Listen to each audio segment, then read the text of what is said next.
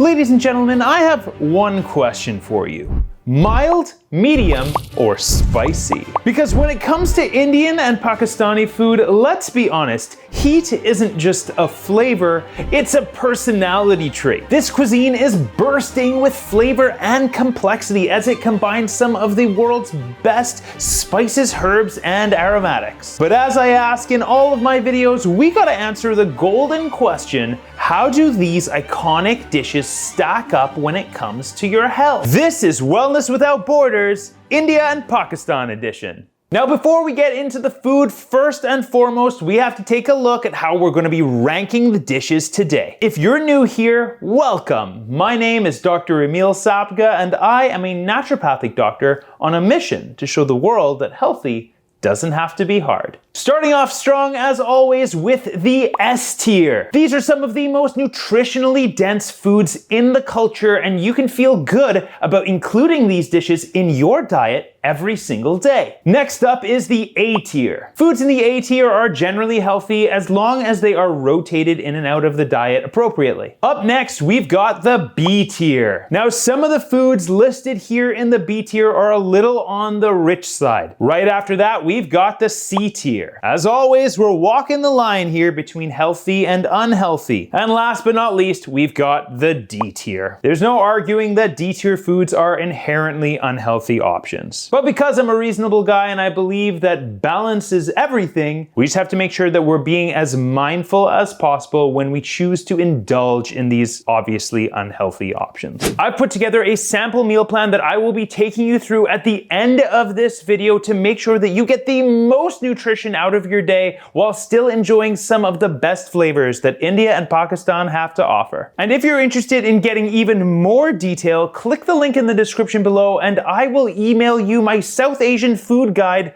for free. There are so many South Asian dishes that are known to be thick, and creamy, and rich. And sometimes that means having some kind of a simple bready carbohydrate to soak it all up. And if you go to most Indian or Pakistani households, you can guarantee that roti will be on one of the dishes, either at breakfast, lunch, dinner, or all of them. Roti is a traditional flatbread that is made using atta flour. It's essentially a form of whole wheat that still contains the wheat's endosperm, bran, and germ. This means that this flour is generally much higher in fiber and micronutrients. But we're gonna start off strong and throw roti in the A tier. Now, there are a couple other bready items that may not necessarily get the score that roti does, and I'm talking specifically about garlic naan and aloo paratha. Oftentimes, these bread products can use maida flour, so it's a little bit more refined, less micronutrients, less fiber, but they also tend to be drenched in some kind of oil or clarified butter like ghee. And so because of that, it is with a heavy heart that I put garlic naan and aloo paratha in the C category. Now, when I was doing my research for this episode, I came across a thin bready product that actually really impressed me. I'm talking about none other than dosa. Dosa is kind of like a thin pancake or crepe that is made from black gram flour. And this usually means that it's quite high in fiber. It's even got a little bit of protein as well. And so because of all this, I think I'm gonna throw dosa all the way up into the S tier. Moving on to one of the stars of South Asian cooking. It's usually right in the center of the family dinner table. I'm talking about biryani. Honestly, I'm having a bit of a hard time thinking about other foods that are as flavorful as a well-made biryani. But what gives a biryani the potential for it to be quite unhealthy is the amount of oil that is used when preparing it. It's certainly possible to maintain the beautiful and complex flavor with a little bit less oil, but if you're used to getting biryani at your local Indian or Pakistani restaurant, maybe we're going to want to be a little bit more cautious when it comes to portion control. And so with all of this in mind, I'm gonna go ahead and throw biryani in the B tier for today. Now, if you're looking for a rice dish that's a little bit on the lighter side, look no further than Pulao. Just like biryani, pulao comes in lots of different ways. It can be vegetarian or it can be meat-filled. But usually pulao is just a lighter and quicker rice dish that uses long grain rice compared to the basmati rice used in biryani. Oftentimes, pulao is cooked in a broth that adds extra protein, collagen, and micronutrients. But at the end of the day, it's still a rice-focused dish, and we do have to be cautious of our portions, but it's gonna sit right next to biryani in the B tier today. Now let's jump into some of our proteins that we're gonna find in South Asian cooking. One that looked particularly familiar to me was Sikh kebab. It kind of resembles a Middle Eastern kafta. Of course, it does use a different profile of spices, herbs, and flavors. But at the end of the day, it's simply seasoned ground meat that has been placed onto a skewer and grilled. When buying ground meat, we oftentimes have the choice between buying lean options or high-fat options. Now, fat in food is not inherently bad, of course, but we do want to be cautious about the amount of fat that we are consuming on a daily basis. And because of that, I'm gonna throw Sikh kebab all the way up on the A tier. Now, if you've ever ordered South Asian food from your favorite restaurant, it's likely that you got some kind of protein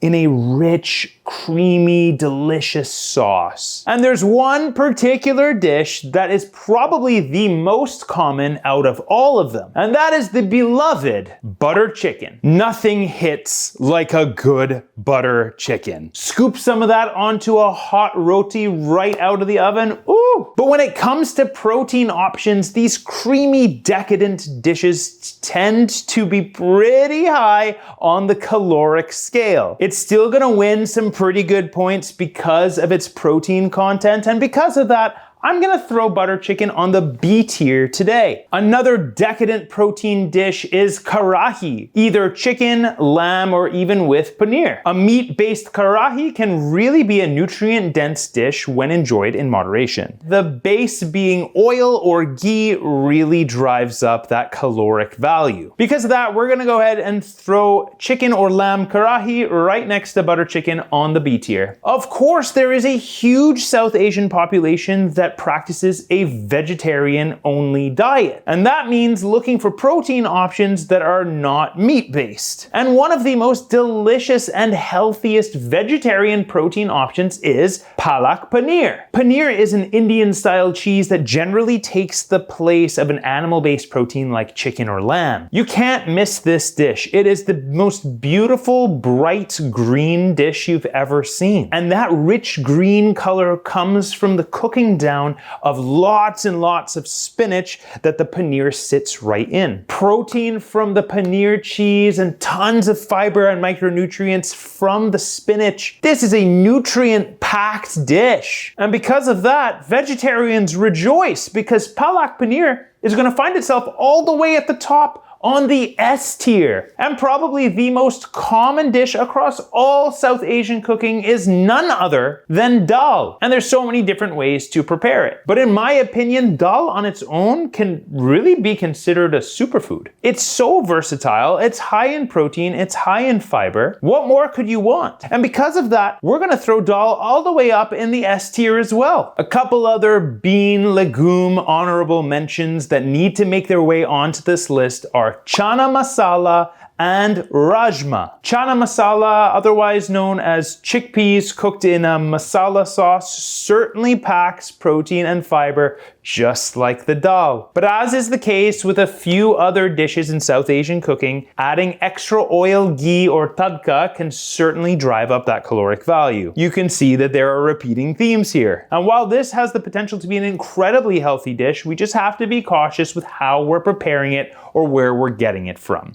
And as a result, we're gonna throw chana masala up in the A tier. On the other hand, rajma is kind of like a South Asian chili. It's warm, it's rich, it's red beans, and it's generally low on the oily, fatty side. Honestly, I have very little, if anything, bad to say about rajma. We're gonna throw it all the way up on the S tier right next to the dal. And if you thought that rajma was a hug in a bowl, then let's talk about halim. Halim is one of the ultimate comfort foods in South Asian, Central Asian, and even Middle Eastern cooking. Its base is a meat and lentil stew, and oftentimes you can find options that contain wheat or barley. Bonus points if you cook it in broth for extra protein and extra collagen. It's such a delicious, healthy, and wholesome dish. It's gonna find itself all the way up on the A tier. Up next, we've got one of Mumbai's favorite street foods, pav bhaji. Thick, spicy, blended, slow-cooked vegetables in a soft, toasted white bun. Oh, and don't forget the dollop of butter right on top of the veggies. It's not exactly the healthiest of options. There certainly are healthier options out there. And because of that, we're gonna throw pav bhaji on the C tier. Now, if you want to talk about healthy, look no further than bindi. Bindi is essentially seasoned and pan-fried okra. Admittedly, I'm not the biggest fan of okra, but it is such a nutritionally dense food that if you like it,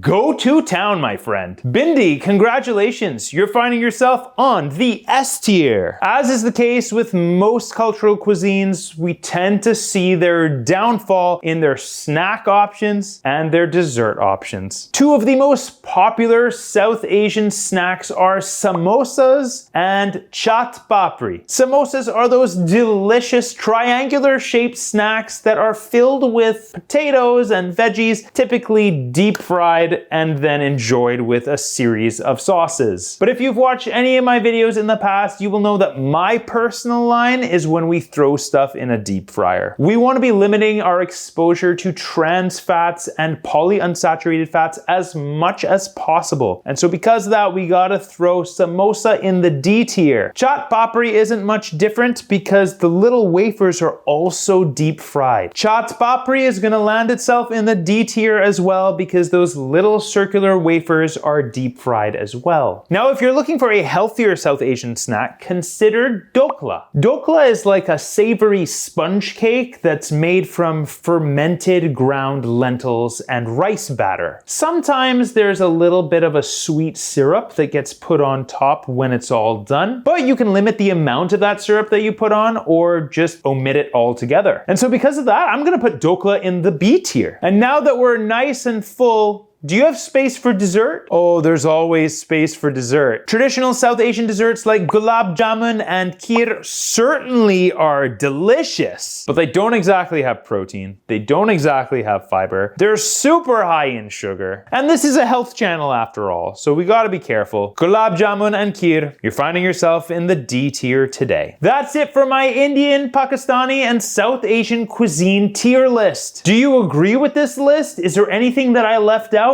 Let me know in the comments down below.